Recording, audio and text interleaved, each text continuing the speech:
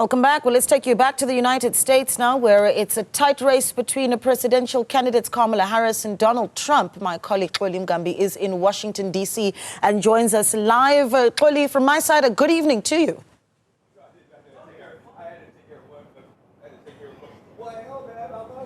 Good morning from my side, Naledi. In fact, it's a little after 12, so it actually is a good afternoon. And as you correctly put it, the two presidential candidates battling it out in the last few hours. And we have been saying almost all afternoon that it is crunch time. It is that final stretch. And so the candidates being listened to and watched closely as to how they behave in this final stretch, what their language is sounding like, because you don't want to get desperate because you're going to have missteps along the way and you may put people off. But let me take you, Naledi, now to New York City. It is the state of New York at the same time, and that's where we find our senior correspondent, Jody Jacobs. Jody, you overlooking Times Square, and New York was the talk of the town, so to speak, in the last few days, given what happened in relation to Puerto Rico being referred to as a floating island of garbage. Talk to us about that. What's the feeling on the ground as we get closer to Tuesday?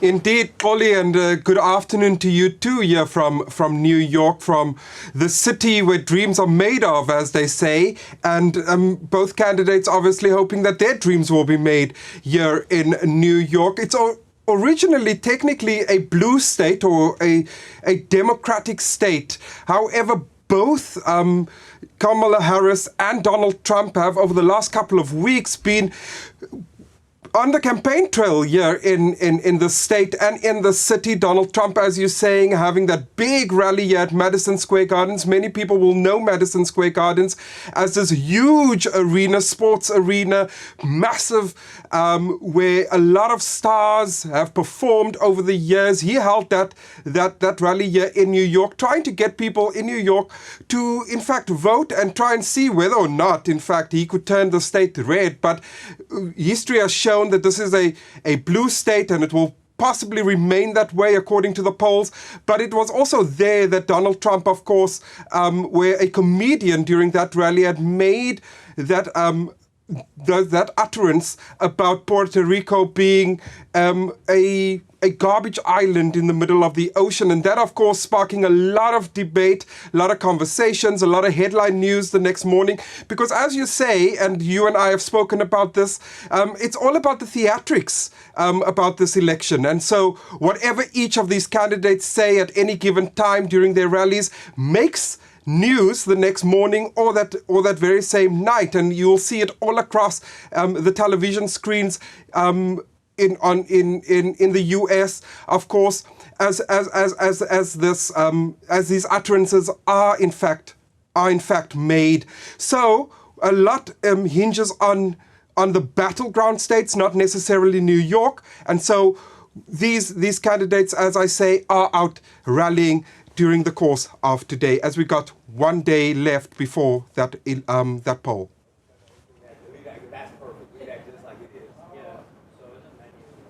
Jody, Donald Trump, he lives in New York. Might he vote there come Tuesday?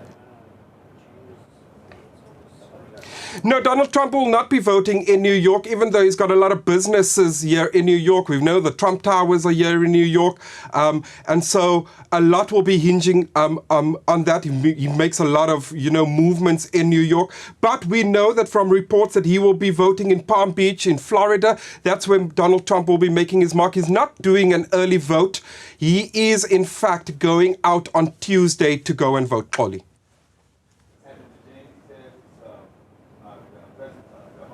Yeah, and perhaps, Jody, it might be remiss of us not to mention that when you make reference to his businesses, we know that he was charged and ultimately convicted on fraud in relation to his businesses.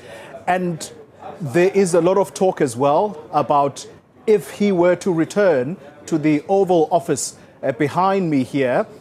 Kamala Harris has been making a lot of noise about him having a list of enemies versus her having a to-do list for Americans and everything to do with America. Do we know how the state of New York, how it relates to Donald Trump? Well, in fact, as you say, he has been convicted, and there are several other court cases related to Donald Trump, and those will of course continue. It's the first time, of course, that we're seeing somebody participating in an election here in the United States that is actually being charged and convicted of a felony, and of course, if he wins, he goes to the Oval Office with that hanging over his head. A lot of speculation as to what is going to happen next with regards to this.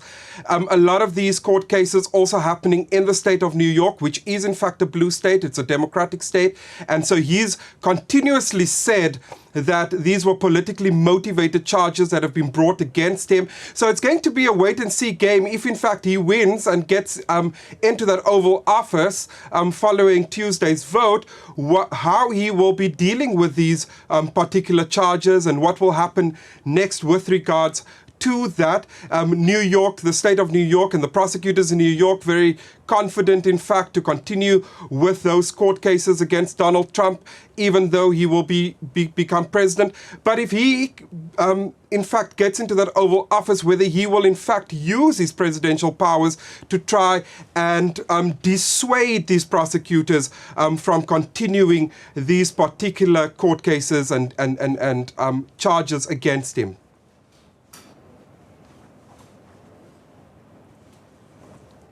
Finally, Jody, let's talk about Kamala Harris. She made a surprise visit to one of the popular shows there, but the understanding is that there is a lot of disquiet in the Trump camp about that surprise visit. Where did she appear exactly?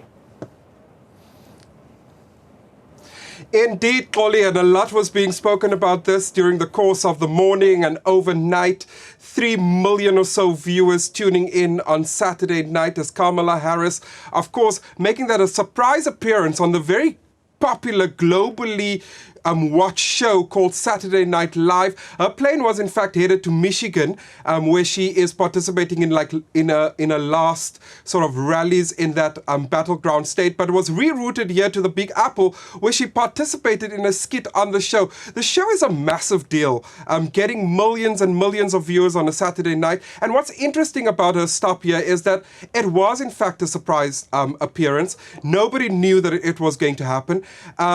And a couple of things here, it would have gotten her in front of a very, very large audience, and may not necessarily have watched Kamala Harris in the past. And of course, being a surprise visit, many people making a big noise about it on social media. But believe it or not, in this country of some 330 million people, this is going to come down to just a few thousand votes. So these candidates are doing everything in their power to try and garner as much of these votes and getting people out to go vote as possible. Now, this morning, the Trump camp is a bit up in arms. They claiming that her appearance on Saturday Night Live might violate the equal time rule. Now, this is a rule that requires US broadcasters to treat political candidates equally in terms of the airtime. Very similar to what we have in South Africa, where broadcasters have to use some form of an equitable broadcasting time for the various candidates,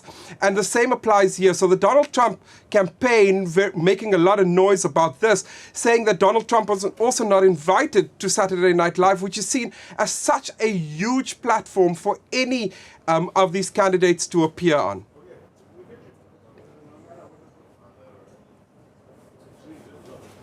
Very, very interesting times indeed. Jody Jacobs, thank you very much. Live for us in the state of New York. And to his last point there, Naledi, lots of money going the route of advertisers. I landed here on Saturday morning, which was yesterday, Naledi, and just as I switched on my TV, I started seeing these political adverts, whether it be Donald Trump or Kamala Harris taking pot shots at each other. And so this election, we are told lots of money has been spent on advertising, if it's not the candidates appearing even on popular podcasts. And so going all out. But as the polls say, it is neck and neck, and we'll have to see what Tuesday or perhaps the days after, what that brings. But for the time being, let's throw it back to you, Naledi.